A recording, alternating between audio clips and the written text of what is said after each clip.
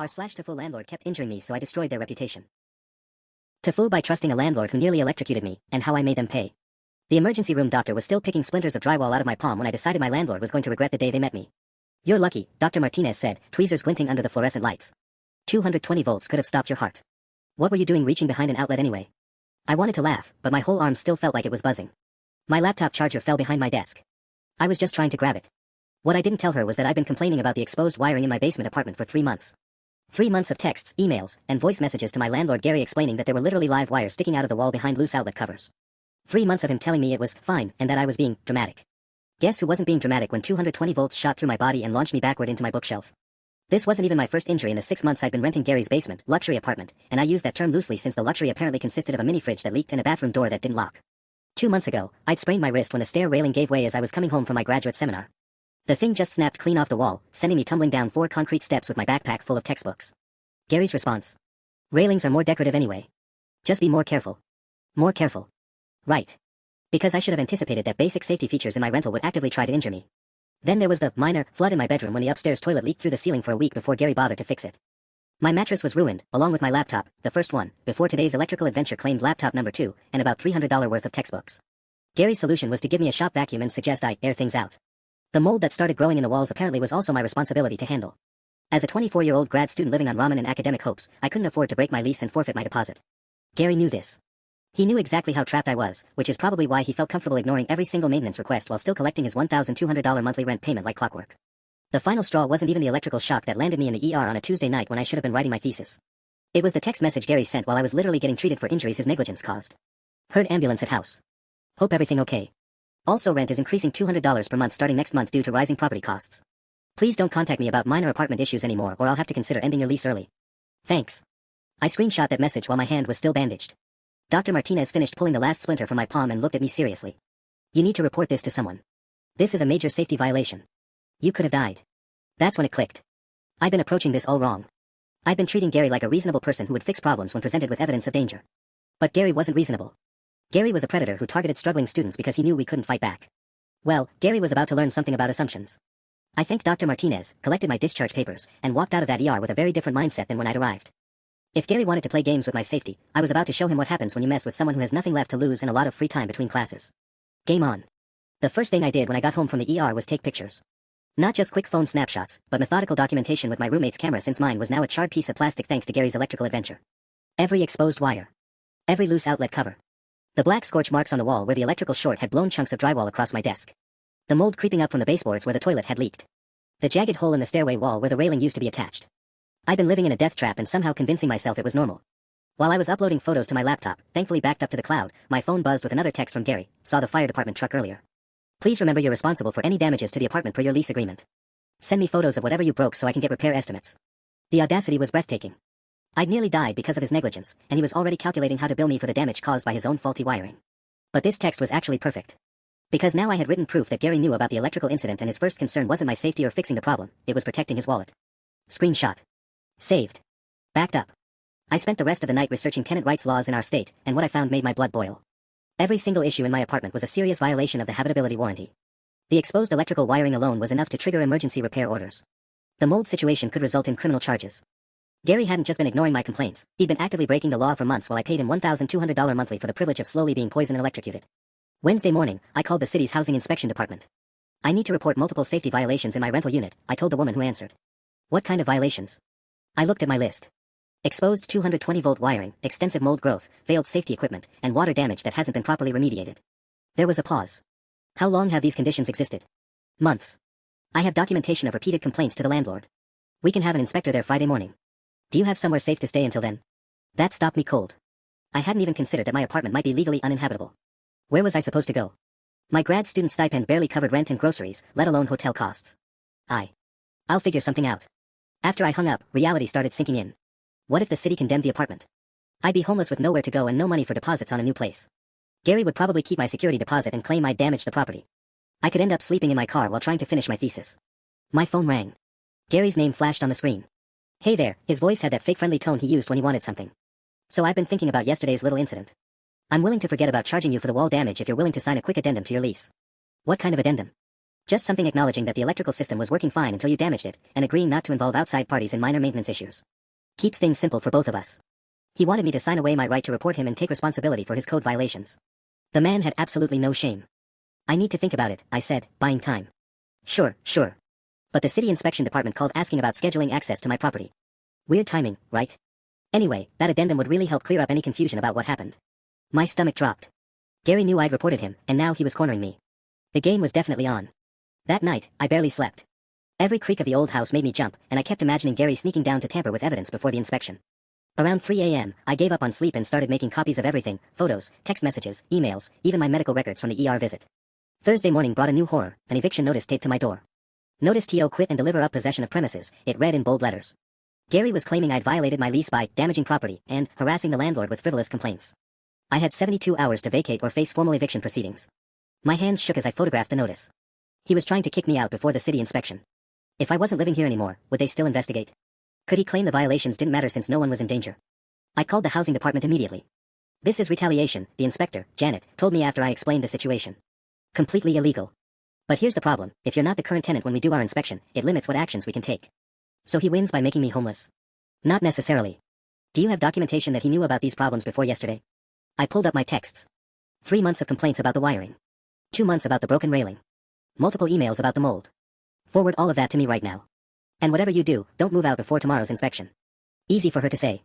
She wasn't the one facing eviction. After hanging up, I called my older sister Emma in Portland. She'd always been better at dealing with authority figures than me. He can't just evict you for reporting safety violations, she said after I explained everything. That's textbook retaliation. But what if he does anyway? I can't afford a lawyer to fight it. You might not need one. Send me everything you have. I know someone who handles tenant rights cases. While I was forwarding documents to Emma, my phone buzzed with a text from an unknown number: saw your eviction notice. Gary screwed over 3 other students this year. Want to compare notes? Alex, upstairs last semester. My heart raced. Other victims. I texted back immediately: yes. When can we talk? We met at a coffee shop near campus an hour later. Alex turned out to be a soft-spoken chemistry PhD who looked like he hadn't slept properly in months. Gary's got a system, Alex explained, stirring his coffee nervously. He targets grad students because we're desperate and don't know our rights. Promises fixed problems, ignores everything, then retaliates when you push back. What happened to you? Heating broke in January. Apartment got down to 40 degrees. When I called the city, suddenly I was violating quiet hours and disturbing other tenants. He made my life hell until I moved out. Did you lose your deposit? Alex laughed bitterly. All of it. Claimed I damaged the heating system by overusing it. I was too exhausted to fight. He pulled out his phone and showed me a group chat called Gary's Victims. 7 names. 7 students who'd been through the same cycle of negligence, retaliation, and forced moves. We've been documenting everything, Alex said. Waiting for someone brave enough to actually file official complaints. Someone he can't just intimidate into leaving. Looking at those 7 names, something shifted in my chest. This wasn't just about my safety anymore. Gary had been systematically exploiting students for years, banking on our desperation and inexperience. What do you need me to do? I asked. Alex smiled for the first time since we'd sat down. Let us help you survive tomorrow's inspection. And then we're going to make sure Gary never hurts another student again. By the time I got home Thursday evening, I had a plan. And for the first time since this nightmare started, I wasn't facing Gary alone. Friday morning arrived with another nasty surprise. I woke up at 6 a.m. to the sound of water dripping and discovered that my ceiling was leaking again, but this time it was brown water with a smell that made my stomach turn. Gary had clearly fixed the upstairs plumbing by rerouting it directly over my bed. I was standing there in my pajamas, holding a pot to catch what was definitely sewage, when my phone rang. The housing inspector. We need to reschedule today's inspection, Janet said, and my heart dropped into my stomach. I'm dealing with an emergency at another property. You don't understand, I said, watching brown droplets splash into my cooking pot. He's escalating. I think he's trying to make the apartment even worse before you get here. What do you mean? I described the new leak, the smell, the suspicious timing. Janet was quiet for a long moment. Take photos of everything. I'll try to get there this afternoon instead, but I can't promise anything. After she hung up, I sat on my couch and wanted to cry. Gary was winning. Every time I tried to fight back, he found a new way to make my life hell. How was I supposed to prove anything if he just kept destroying evidence and creating new problems? My phone buzzed with a text from Gary: heard you're having some plumbing issues. Unfortunately my regular guy is booked solid for the next 2 weeks. Might be worth reconsidering that lease addendum we talked about. Could help prioritize your repairs. He was literally holding my apartment hostage. I was photographing the ceiling damage when Alex arrived with coffee and 2 other people I didn't recognize, a tired-looking woman with purple hair and a guy in a graduate physics sweatshirt. Meet Sarah and David, Alex said. 2 more of Gary's greatest hits. Sarah looked around my apartment and whistled low. Jesus. He really went nuclear on you. My ceiling never leaked actual sewage. The exposed wiring is new too, David added, examining the electrical damage with the careful attention of someone who understood exactly how dangerous it was. He's usually more subtle. This is desperate. What do you mean desperate? I asked. Alex and Sarah exchanged glances. Gary's been trying to sell the house, Sarah explained. We've been tracking property records. He needs all current tenants out before the sale goes through. My blood went cold. So this isn't about me reporting him. This is about clearing the property. The eviction notice, the escalating problems, the lease addendum, he's trying to force you out fast, David confirmed. The question is what he'll do if you don't leave voluntarily. As if summoned by our conversation, heavy footsteps thundered down the stairs. Gary appeared in my doorway without knocking, holding a toolbox and wearing the kind of fake smile that made my skin crawl. Morning, everyone. His eyes swept over my visitors with obvious annoyance. Just here to fix that little plumbing issue. You folks mind giving us some privacy? Actually, Alex said, pulling out his phone, we'd like to document the repair process. For insurance purposes. Gary's smile flickered. I don't think that's necessary. After what happened with the electrical situation, I think documentation is very necessary, I said, surprised by how steady my voice sounded. For a moment, Gary just stared at me. Then his expression shifted into something I'd never seen before, not fake friendliness or dismissive annoyance, but genuine anger. You know what? Forget the repairs. You want to play games? Fine. You have until Monday to be out of my property. Consider this your final notice. You can't just, I started. Watch me. Gary turned and stomped back upstairs, leaving his toolbox behind. We all stood there in stunned silence until Sarah whispered, well, that escalated quickly. My phone was already buzzing with a text from an unknown number, saw Gary leave looking pissed. You might want to stay somewhere else tonight. He's not stable when he's cornered. Former tenant who's been watching. The apartment suddenly felt very isolated. And very dangerous. That afternoon, I was packing an overnight bag when I heard the upstairs door slam so hard the whole house shook. Gary was back, and he wasn't alone. Multiple sets of heavy footsteps echoed through the ceiling, accompanied by aggressive voices I didn't recognize. I crept to the top of my basement stairs and pressed my ear to the door. Gary was giving someone a tour of the main floor, but his usual landlord sales pitch had a desperate edge. Minor cosmetic issues, nothing structural. Previous tenant was a complainer, you know how it is with students. Always making problems out of nothing. What about the city inspection notice on the door? An unfamiliar voice asked. My blood froze. There was an inspection notice posted upstairs. Bureaucratic nonsense, Gary laughed, but it sounded forced. Routine stuff. You know how the city loves their paperwork. And the basement unit? Empty as of Monday. Just needs a quick refresh and it'll be ready for new tenants. Very popular with the graduate crowd. I slowly opened the basement door a crack. Through the gap, I could see Gary standing with two people in business suits, clipboards in hand. Real estate agents or potential buyers. And Gary was flat out lying about everything. My phone vibrated with a text from Alex, emergency. Gary just called my current landlord asking for references about my criminal behavior and property destruction. He's going after all of us. Group meeting at Sarah's in an hour. The footsteps moved toward the front door. We'll need to see the basement unit before making any offers, one of the suits said. Of course, of course. Let me just check the tenant situation first. Might be easier to show it Monday when it's vacant. After they left, Gary's footsteps thundered down to my door. He pounded on it hard enough to rattle the frame. Open up. We need to talk. I stayed perfectly still, barely breathing. After 10 minutes of increasingly aggressive knocking, his footsteps retreated upstairs. But then I heard something that made my stomach drop, the sound of my electrical breaker being switched off. My lights went dead. My refrigerator hummed to a stop. In the windowless basement, complete darkness swallowed everything. He'd cut my power. I fumbled for my phone's flashlight and immediately started taking photos. If Gary wanted to play dirty, I'd document every illegal move. But photographing electrical panels in the dark while trying to stay quiet was harder than I'd expected. A new text appeared from an unknown number. This is Janet from Housing Inspection. Got your forwarded emails. Situation is worse than I thought. Can you meet tonight? This can't wait until Monday. I typed back quickly. Landlord just cut my electricity illegally. I think he's trying to force me out before inspection. That's criminal harassment. Document everything. Meeting at City Hall in 2 hours. Bring anyone else who's had issues with this landlord. Hope flickered in my chest.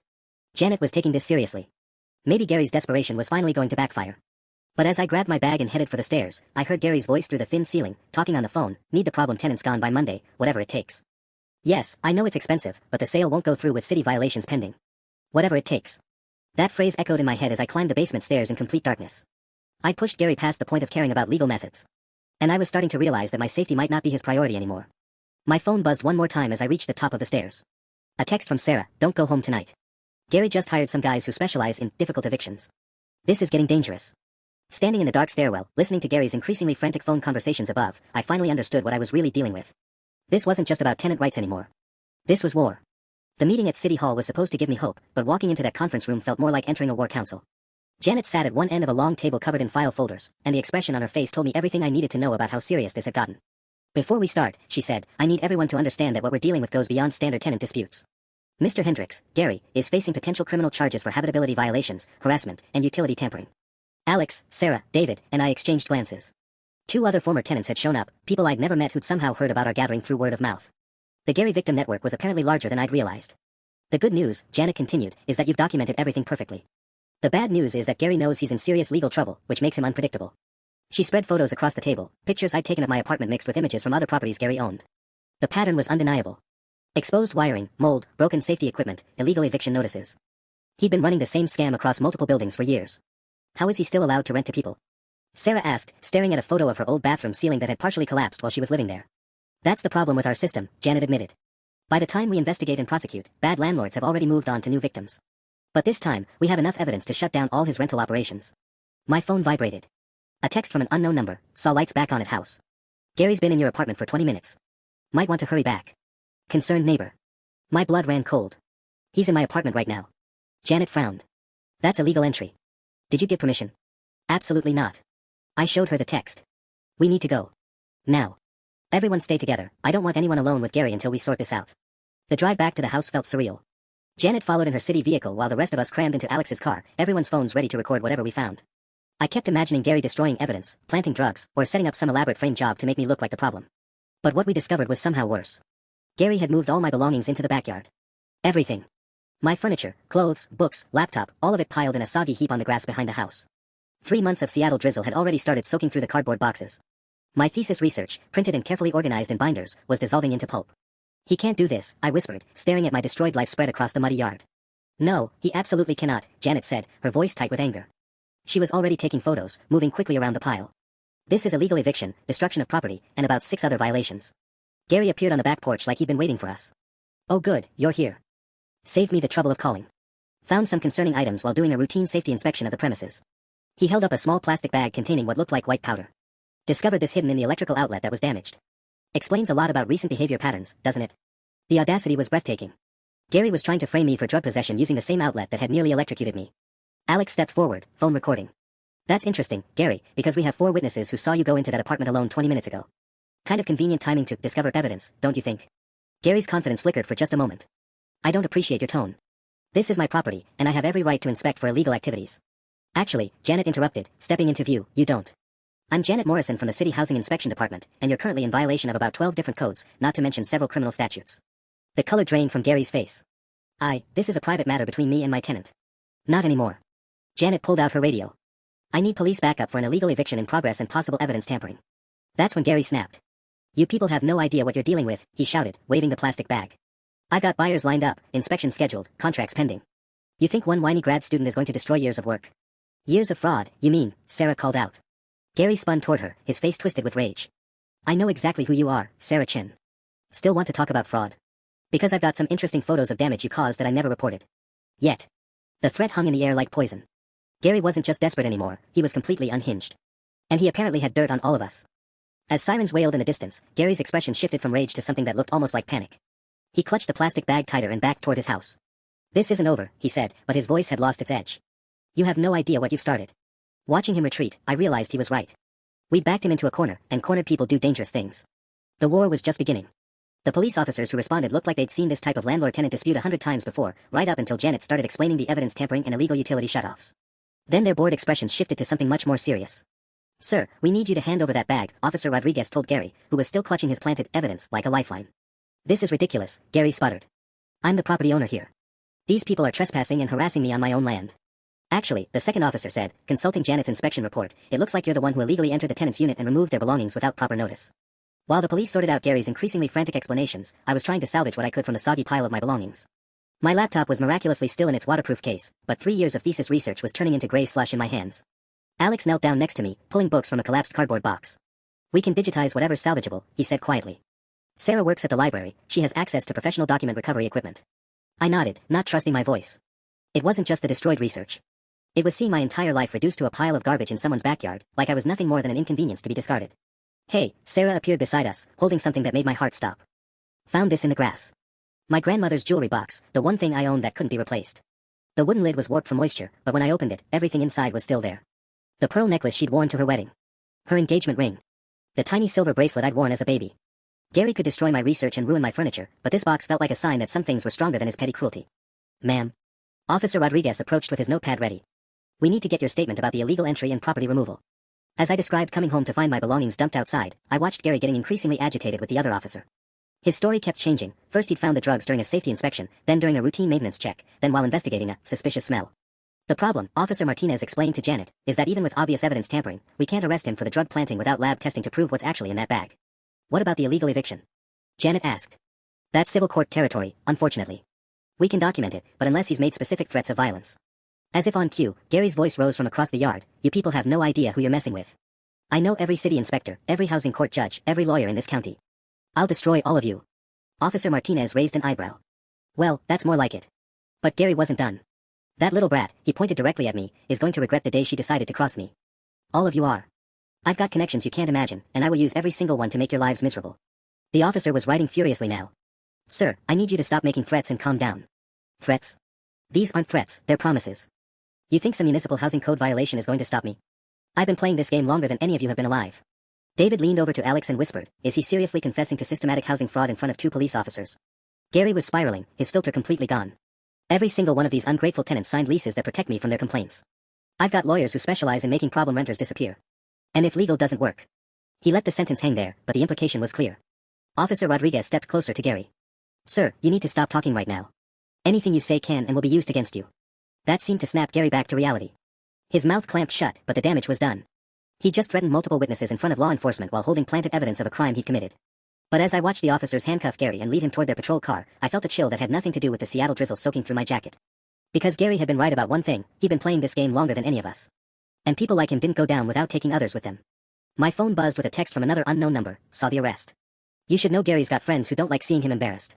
Watch your back. The war wasn't ending. It was just moving to a different battlefield. The next morning, I woke up on Sarah's couch to find my car windows smashed. All 4 of them, spiderwebbed safety glass glittering across the street like deadly confetti. Spray painted across the hood in dripping red letters, mind your business. Jesus Christ, Sarah breathed, standing beside me in her bathrobe. When did this happen? I was already calling the police, but my hands were shaking so badly I could barely dial. Gary might be in jail, but apparently his friends weren't. Officer Rodriguez arrived within 20 minutes, the same cop who'd arrested Gary yesterday. He took one look at my vandalized car and his expression darkened. Any cameras in the neighborhood? He asked, photographing the damage. Mrs. Patterson across the street has a doorbell cam, Sarah offered. She's the one who texted you about Gary being in your apartment. While Rodriguez went to check the security footage, my phone started buzzing with notifications. Someone had found my social media profiles and was flooding them with fake reviews and harassment. My Instagram was getting bombarded with comments about being a lying tenant and a scammer. My LinkedIn had 3 new connections, with blank profiles warning potential employers about my criminal background. They're trying to destroy your digital reputation, Alex said, reading over my shoulder. Classic intimidation tactic. Make it impossible for you to find housing or employment. But the social media harassment was just the beginning. An hour later, I got a call from my graduate advisor. There's been a complaint filed against you with the Academic Conduct Board, Dr. Peterson said, his voice carefully neutral. Anonymous allegations about research misconduct and inappropriate behavior. My stomach dropped. What kind of allegations? Falsifying data, plagiarism, creating hostile environments for other students. I know it's complete nonsense, but you'll need to appear before the board next week to formally respond. Academic misconduct charges could destroy my entire career before it started. Even false allegations would follow me forever in academic databases. This is retaliation, I said. Gary told me he had connections at the university. I figured as much. But the board has to investigate any formal complaint, no matter the source. We'll fight it, but you need to be prepared for this to get messy. After hanging up, I slumped against Sarah's kitchen counter and tried not to panic. Car vandalism, social media attacks, academic sabotage, Gary's network was hitting me from every angle simultaneously. Sarah emerged from her computer with a grim expression. It gets worse. Someone created a fake Craigslist ad using your name and photo, advertising services with your real phone number. My phone had been buzzing constantly all morning. Now I knew why. How is this legal? I asked. It's not, Alex said, but proving who's behind it is nearly impossible. They're using VPNs, fake accounts, anonymous filing systems. Gary might be in jail, but his operation is still running. David looked up from his laptop. I've got good news and bad news. Good news, Mrs. Patterson's camera caught the car vandalism. 2 men in a pickup truck, license plate visible. And the bad news? The truck was reported stolen this morning. Professional job. I stared at my destroyed car and felt something shift inside me. Gary and his people thought they could intimidate me into silence by destroying my reputation, my education, my future. They thought I was just another scared graduate student who would fold under pressure. They were about to learn exactly how wrong they were. I need to see that security footage, I said. All of it. And I need a list of every property Gary owns, every business associate, every lawyer he's used. Sarah raised an eyebrow. What are you thinking? I'm thinking Gary wants to play dirty. I pulled out my phone and started making notes. Then it's time to show him what dirty really looks like. The gloves were coming off. The security footage from Mrs. Patterson's doorbell camera was better than I'd hoped. Not only did it catch the 2 men vandalizing my car, but it also showed them checking a piece of paper with my address before getting out of the truck. Written instructions. This wasn't random violence, it was a coordinated hit. Can you enhance this part? I asked David, pointing to the moment one of the men pulled out his phone and made a call after finishing with my car. David's computer science skills were proving invaluable. Within an hour, he'd isolated a clear image of the caller's face and run it through social media searches. Got him. Marcus Webb, age 34, works for something called Premier Property Solutions. Never heard of it, Sarah said. That's because it's a shell company, Alex discovered, pulling up business registration records. Filed 6 months ago, same address as Gary's main office. It's basically a front for intimidation services. My blood went cold. Gary hadn't just threatened us in anger, he'd actually set up a business designed to harass problem tenants. How many other students had been targeted by Premier Property Solutions? Before I could process that fully, my phone rang. Unknown number. Hello, is this the young lady having landlord troubles? The voice was smooth, professional, almost friendly. My name is Robert Chin. I represent certain business interests that have been affected by your recent activities. I'm sorry, who is this? A concerned party who'd like to offer you a solution. Mr. Hendrick's legal troubles have created complications for several ongoing business deals. We'd like to propose a settlement that would be mutually beneficial. Sarah was frantically gesturing for me to put the call on speaker. What kind of settlement? I asked, switching to speakerphone. Complete withdrawal of all complaints and inspections in exchange for a substantial financial compensation. Shall we say, enough to cover graduate school tuition for the next 3 years? Plus moving expenses, of course. Alex's eyes widened. They were offering me a bribe to disappear. That's very generous, I said carefully, but I'd need some time to consider. Unfortunately, this offer expires at midnight tonight. After that, my clients will be forced to pursue less amicable solutions to protect their investments. The line went dead. Holy shit, David whispered. Gary's connected to something way bigger than slumlord operations. Sarah was already Googling the name Robert Chin. Look at this, he's listed as a consultant for 3 different property development companies, all with pending projects in our neighborhood. The pieces started clicking together. Gary wasn't just trying to sell one house. He was part of a larger development scheme, and my complaints had triggered city inspections that could derail massive construction projects. We need to get this to Janet immediately, I said, reaching for my phone. But when I called the housing department, Janet's supervisor answered instead. Ms. Morrison has been reassigned to a different department, effective immediately. Budget cuts, you understand. Budget cuts. Right. More like pressure from developers with enough money to make inconvenient inspectors disappear. My academic misconduct hearing had been moved up to tomorrow morning. My car insurance was mysteriously under review and wouldn't cover vandalism repairs. The fake Craigslist ads kept multiplying faster than I could report them. But the final straw came that evening when Mrs. Patterson knocked on Sarah's door, her face pale with worry. Someone came by asking about you, she told me quietly. Said they were from the university, doing a background check for your graduation. Asked very specific questions about your visitors, your schedule, whether you seemed stable. What did you tell them? Nothing, of course. But dear, they knew things. About your grandmother's jewelry, about your thesis topic, about the medical bills from your electrical shock. Her voice dropped to a whisper. They've been watching you for weeks. Standing in Sarah's doorway, I realized the full scope of what I was up against. This wasn't just Gary anymore. This was an entire network of people with enough money and connections to destroy lives quietly and efficiently. They'd made one crucial mistake, though. They'd assumed I'd be fighting alone. That night, I couldn't sleep.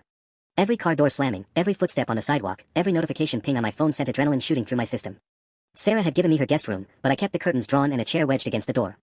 Around 2 a.m., I was scrolling through the latest batch of fake online reviews someone had posted about me when my phone lit up with a call from Emma.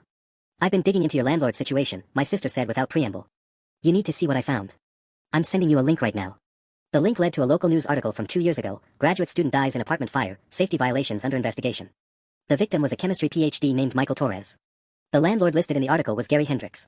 Oh my god, I whispered. There's more. The investigation was quietly closed 6 months later. No charges filed. The building was sold to a development company the following year. My hands were shaking as I scrolled through the article. Michael Torres had been 26, just 2 years older than me. The fire started from faulty electrical wiring in his basement apartment. The same kind of wiring that had nearly electrocuted me. Emma, what if Gary's done this before? What if I'm not the first tenant who's been threatened for reporting safety violations? That's exactly what I'm worried about.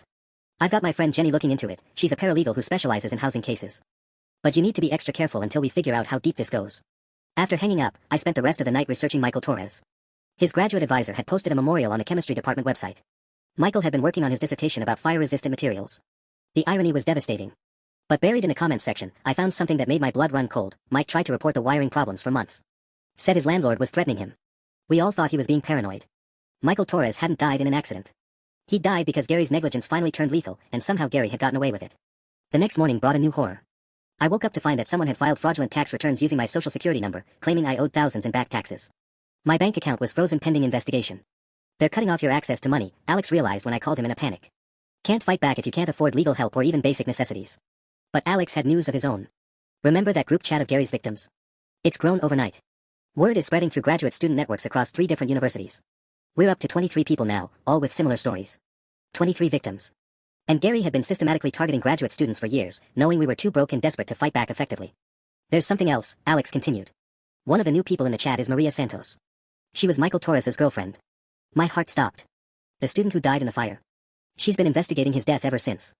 Says she's got evidence that Gary knew about the electrical problems weeks before the fire happened. She tried to go to the police, but the case was buried. By who? That's what she's been trying to figure out. But she thinks Gary's protection goes all the way up to city council level. Maybe higher. I was still processing this when Sarah burst through the front door, her face flushed with excitement and terror. You guys need to see this, she said, holding up her phone. Someone just posted security footage from the night your car got vandalized. But it's not just your car they hit.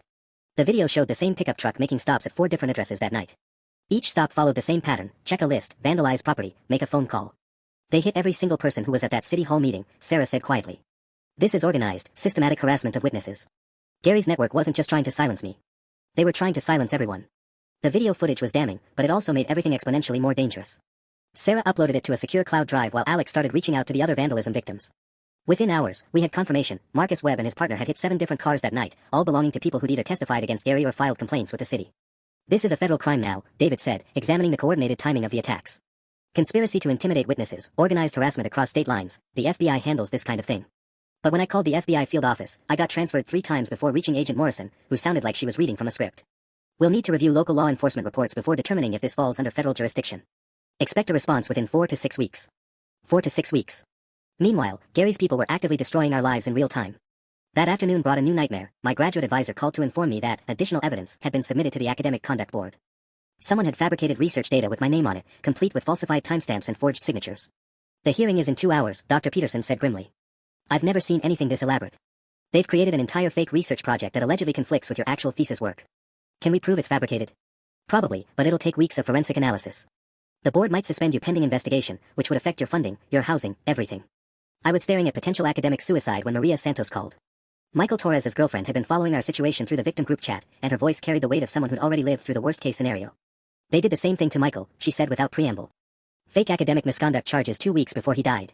His advisor fought it, but the stress was destroying him. He couldn't eat, couldn't sleep, kept saying Gary's people were following him. My blood went cold. Following him? Michael started noticing the same cars parked near campus, men in suits asking his classmates questions about his research. The harassment escalated right up until the fire. Her voice cracked slightly. I always wondered if that fire was really an accident. The implications hit me like a freight train. If Maria was right, if Michael's death wasn't accidental, then Gary's network wasn't just about money and real estate development. They were willing to kill to protect their operations. Maria, I said carefully, what kind of evidence do you have about the fire? Text messages Michael sent me the night before, describing someone tampering with the electrical panel in his basement. Photos he took of burn marks around the outlets weeks before the fire started. And something else, security footage from a building across the street that the official investigation somehow never requested. My hands were shaking. What does the footage show? 2 men entering the building at 2 a.m. the night of the fire. Same body types as the guys who vandalized your car. They stayed for 47 minutes, left carrying toolboxes. Sarah grabbed my arm, her eyes wide. Alex and David had gone completely silent. The police never saw this footage? I asked. I tried to give it to them. Detective Walsh said it wasn't relevant to their investigation. Case closed, move on. Maria's voice turned bitter. But Detective Walsh bought a new boat 6 months after Michael died. Funny how that works. The corruption went deeper than we'd imagined. Police, city inspectors, academic boards, Gary's network had tentacles everywhere, and they'd already killed once to protect their secrets. My phone buzzed with a text from an unknown number: academic hearing postponed indefinitely due to new evidence. Suggest you use this time to reconsider certain recent decisions. Clock is ticking. They were giving me one last chance to take their bribe and disappear. The only question was whether I'd live long enough to refuse it. That evening, I was sitting in Sarah's kitchen trying to process everything when Alex burst through the door with his laptop, his face pale with excitement and terror. You guys need to see this right now, he said, setting up his computer on the kitchen table. I've been cross-referencing property records, and Gary's operation is massive. Way bigger than we thought. The spreadsheet he'd created was staggering. Gary didn't just own a few rental properties, he controlled dozens of buildings across 3 counties, all funneling money through a web of shell companies and development partnerships. Look at this pattern, Alex pointed to highlighted entries. Every property gets filled with graduate students for 2 to 3 years, then suddenly empties out right before major safety inspections or city rezoning meetings. The buildings get sold within months to the same development companies. David leaned over to examine the data. It's like a conveyor belt. Fill buildings with desperate students, ignore all maintenance, create deliberate safety hazards, then clear everyone out when the properties become liability risks. And if students complain or fight back. Sarah's voice trailed off as the implication sank in. My phone rang, interrupting the moment. Maria Santos's name appeared on the screen. They know I've been talking to you, she said without preamble, her voice tight with fear. Someone broke into my apartment today. Didn't take anything, just went through my files. All my evidence about Michael's case. My stomach dropped. Did they get it? No, because I'm not stupid. Everything's in a safety deposit box across town. But they left me a message. Her voice cracked slightly. They put Michael's thesis draft on my kitchen counter, open to a page about electrical fire patterns. With a note that said, some research projects are too dangerous to complete. The threat was crystal clear. They'd killed Michael Torres, and they wanted Maria to know they could do it again. Maria, you need to get somewhere safe, I said. Already ahead of you. I'm staying with my cousin in Vancouver until this blows over. But I'm sending you something first, a complete copy of everything I have on Michael's case. If something happens to me, make sure it gets to the FBI. After she hung up, we sat in stunned silence until David spoke up. We can't keep reacting to their moves. We need to go on offense. What do you mean? Sarah asked. I mean we stop playing by their rules.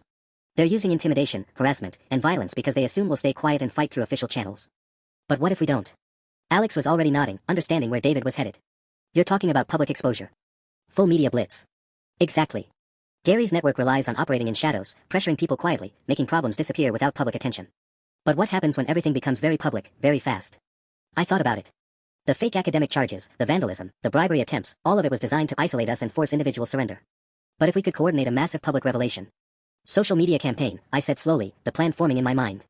Every victim, every property, every shell company, every corrupt official. All at once, before they can react or suppress it. Sarah pulled out her phone. I know people at 3 different student newspapers. Alex, don't you have contacts at local news stations? My sister works for the Seattle Times, Alex confirmed. She's been looking for a big investigative story. David was already opening new browser windows. I can build a comprehensive website documenting everything.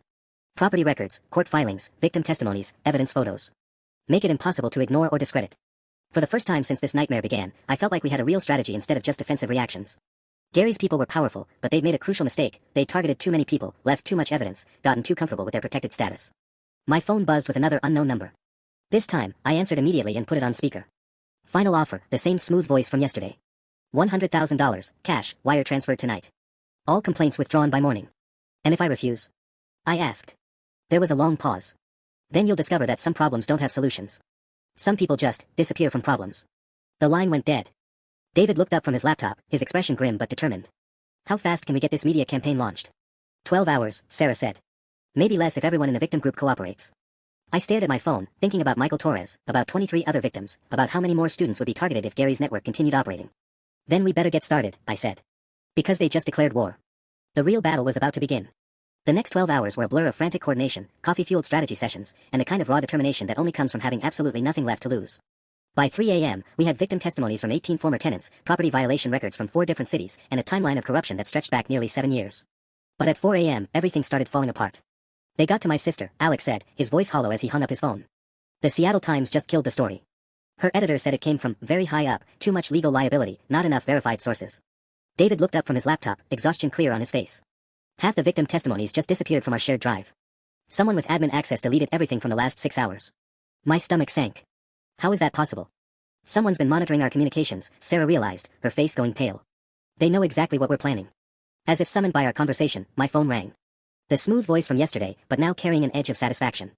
I'm impressed by your initiative, Robert Chin said. 18 testimonies, media contacts, even a website design. Very thorough work. The blood drained from my face. They've been watching our every move in real time. Unfortunately, he continued, you've forced us to accelerate our timeline. Check your email.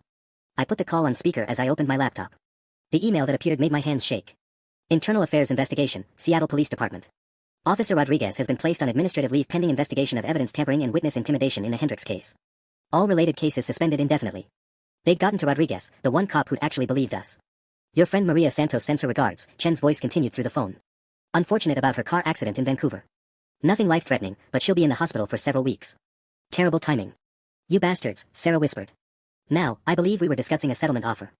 Given recent developments, the terms have changed. 50,000, take it or leave it. You have until sunrise. The line went dead. We sat in stunned silence until David's laptop chimed with an alert. The website's been taken down, he said, staring at his screen. DMCA copyright claims, hosting violation notices, they hit it from 6 different angles simultaneously. Alex was checking his phone with growing panic. They're going after everyone in the group chat. Marcus got evicted this morning on a made-up lease violation. Jennifer's grad school funding was reassessed and cancelled. Tom's been arrested for outstanding warrants that didn't exist yesterday. I felt the walls closing in. Every time we tried to fight back, Gary's network responded with overwhelming force across multiple fronts. They had resources, connections, and the kind of institutional protection that made them virtually untouchable through normal channels. But looking around Sarah's kitchen at my exhausted, terrified friends, I realized something important. They'd made one crucial miscalculation. They'd assumed that scaring us would make us give up. Instead, it had just made us understand exactly how dangerous they were to everyone, not just us. Maria Santos was in a hospital bed because she tried to get justice for her dead boyfriend. Rodriguez was suspended for doing his job. 18 other victims were being systematically destroyed for telling the truth. We can't win this fight playing their game, I said slowly. They own too many pieces of the board. So what do we do? Alex asked. I pulled up a new browser window and started typing. We stopped playing their game entirely. We stopped trying to work within systems they control. What are you doing? Sarah asked. Something they won't expect, I said, my fingers flying across the keyboard. Something they can't control or suppress or buy off. Because if Gary's network wanted to play dirty, they were about to discover they'd picked a fight with someone who had absolutely nothing left to lose. And people with nothing to lose are the most dangerous opponents of all. I was about to do something that would either completely destroy Gary's network or get me killed. Probably both. At 5 a.m., I started uploading everything to every platform simultaneously.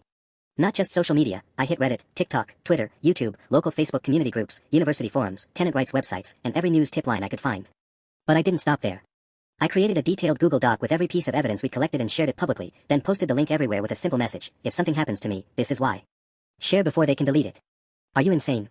Sarah hissed, watching me post the same content across dozens of platforms. They'll destroy you for this. They're already destroying me, I replied, uploading the security footage of my car vandalism to a viral TikTok account.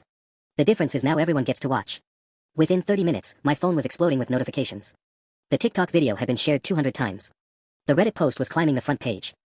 Local Facebook groups were lighting up with similar stories from other tenants across the city. But then the real magic happened. Other people started adding their own evidence to the pile.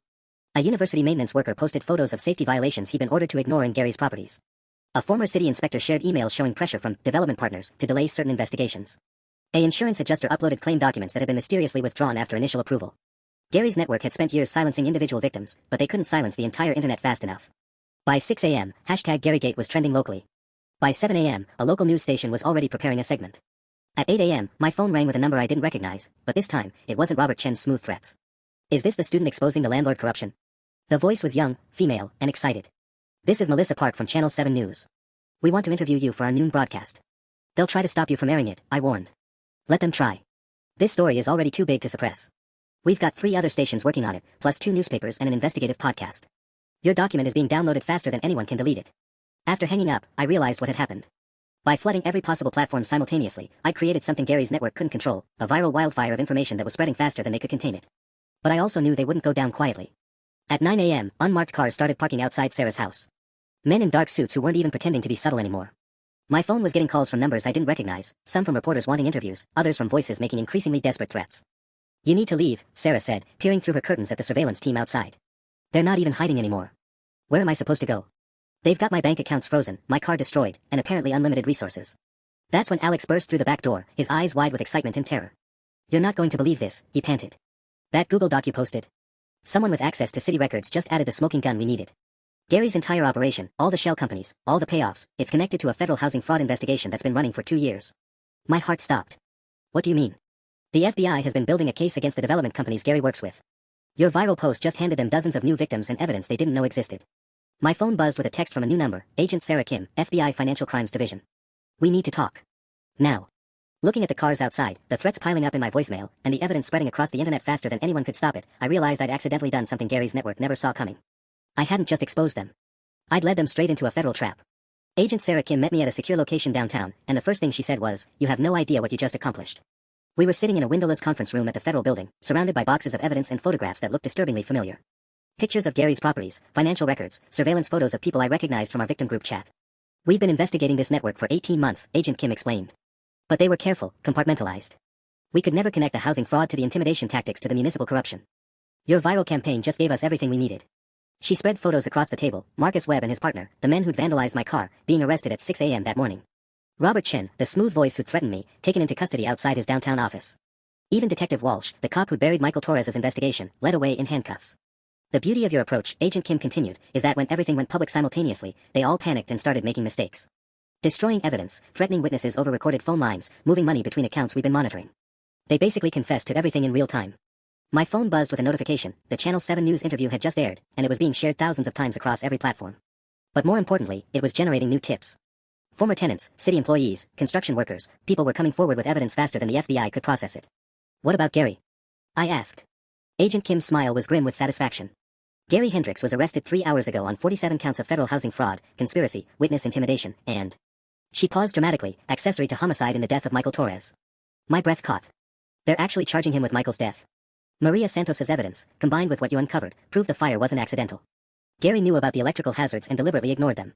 In federal court, that's criminally negligent homicide. The news kept getting better. The university had dropped all academic misconduct charges against me and issued a formal apology. My bank accounts were unfrozen. The city had launched emergency inspections of every property in Gary's network, relocating dozens of students to safe housing at city expense. But the moment that made everything worthwhile came that evening when Alex called with an update from our victim group chat. "You need to see this," he said, his voice thick with emotion. "Tom's charges were dropped. Turns out those warrants really were fabricated. Jennifer got her funding back with a bonus for administrative error. Marcus is being offered university housing for free for the rest of his program." One by one, Gary's revenge campaign was being reversed. Every life he tried to destroy was being rebuilt, often better than before. 6 months later, I was defending my thesis in the same university building where Gary's network had tried to destroy my academic career.